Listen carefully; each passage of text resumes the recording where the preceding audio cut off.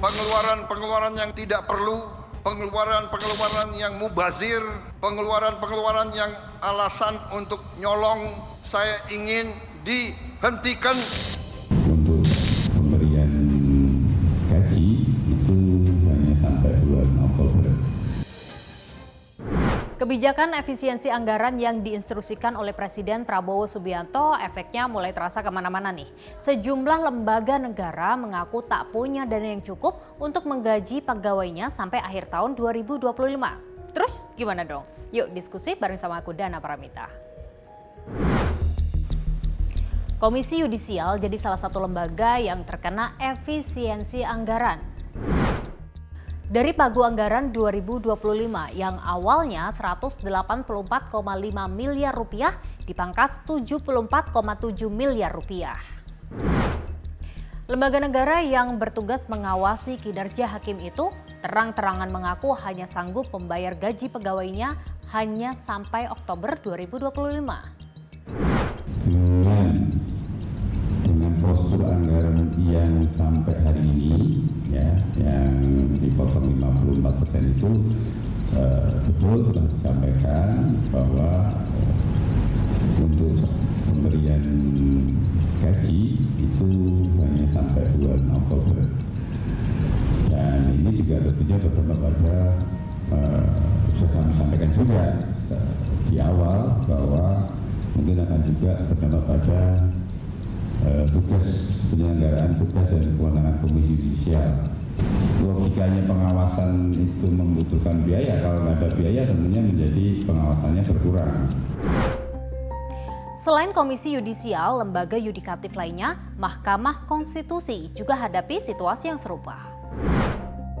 Pagu anggaran 2025 MK yang semula 611,4 miliar rupiah sebesar 226 miliarnya diblokir Kementerian Keuangan. Dampaknya sisa dana saat ini hanya cukup untuk membayar gaji pegawai MK hingga Mei 2025. Nah, dua lembaga ini dikabarkan sedang mengajukan permohonan untuk pemulihan atau penambahan anggaran. Dampak ada efisiensi tentu harus ada aksi. Sayangnya yang langsung terkena imbasnya adalah pekerja di level honorer atau kontributor atau mitra kontrak. Sebelumnya viral curhatan penyiar radio Republik Indonesia yang dipecat akibat adanya efisiensi anggaran. Meski belakangan setelah viral dan dibahas di meja DPR, mereka disebut akan dipekerjakan kembali. Semoga betul ya. Contoh lain nih, ratusan tenaga honorer di Dinas Lingkungan Hidup Jember yang dirubahkan karena tidak ada lagi anggaran untuk menggaji mereka.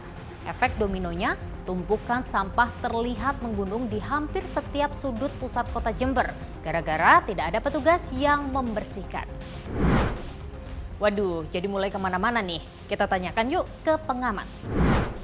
Tidak adil kalau misalnya efisiensi itu diberlakukan secara serampangan, secara global gitu ya, dipukul rata gitu ya.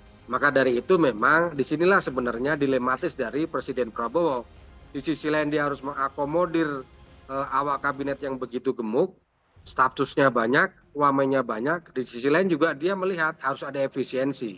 Tetapi ini tidak akan bertubrukan ketika misalnya dia dapat data hal-hal mana saja yang punya prioritas di efisiensi dan hal-hal mana saja yang tidak perlu diefisiensi. Nah, disitulah menurut saya ketemu bahwa ya memang Pak Prabowo ini menurut saya belum ketemu detil hal-hal yang untuk diberlakukan kebijakan efisiensi sehingga muncullah polemik. Memangkas jumlah pekerja atas nama efisiensi memang biasa terjadi. Yang jadi pertanyaan saya adalah dengan jumlah kementerian yang gemuk, Presiden juga punya banyak pembantu. Dari wamen, staf sus, utusan khusus. Jangan-jangan mereka juga bisa terkena efek efisiensi.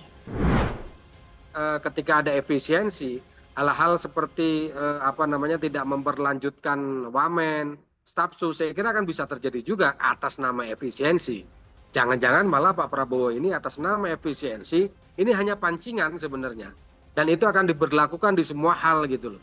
Jadi misalnya wamen tidak bekerja dengan maksimal, stafsus cenderung hanya membebani keuangan negara, ya bisa juga itu nanti di efisiensi dikurangi gitu. Tetapi saya kira bahwa memang ini perlu sebuah rule, perlu sebuah patokan gitu. Yang perlu diefisiensi ini datanya harus detail, datanya harus komprehensif. Jadi nantinya tidak akan menimbulkan gaduh di ruang publik. Yang ada adalah misalnya ada efisiensi, tapi di sisi lain KY tidak susah menggaji karyawannya. Ini kan akhirnya apa? Bertubrukan dengan semangat efisiensi gitu. Makanya data detail, komprehensif soal efisiensi itu harus didapat dulu, baru dilakukan sebuah kebijakan efisiensi gitu. Dilematis memang, di satu sisi Presiden Prabowo perlu dana yang besar untuk melaksanakan program-program yang ia anggap prioritas untuk rakyat. Tapi di sisi yang lain efisiensi anggaran juga jadi persoalan kalau ternyata juga merugikan masyarakat. Kalau pendapat kalian gimana? Kita lanjut diskusi di kolom komentar ya.